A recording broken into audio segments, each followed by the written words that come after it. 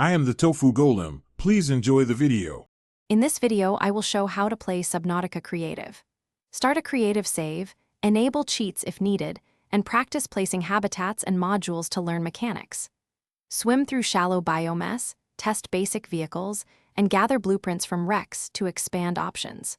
Focus on lighting and landscaping for atmosphere, then iterate on base layout until building feels smooth and intuitive while enjoying creative freedom.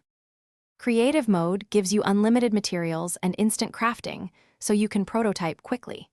Use the PDA and map markers to track biomass and plan base locations, then practice building safe airlocks and pressurized rooms near resource nodes. Experiment with wrecks for blueprints and ignore survival threats to focus on design. Tweak lighting, base shapes, and placement until you find a workflow that feels natural and fun.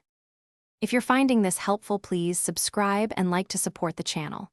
Quick recommendation: the Echo Dot smart speaker brings ambience to your play sessions with clear audio and voice control for music and timers. It's a compact way to add mood lighting cues while building underwater bases. Tip: use ambient ocean sounds for focus during long builds. Check the description for the link and other deals, and now let's get back to the video. Mastering vehicles speeds up exploration and base supply runs. Practice piloting the Seamoth and Cyclops in calm water, then add depth modules and thermal upgrades for safer dives. Use propulsion cannons and grappling tools to move heavy objects and shape terrain for stable foundations. Build modular hallways and redundant airlocks to prevent flooding, and adjust exterior lighting to guide your routes during long creative sessions.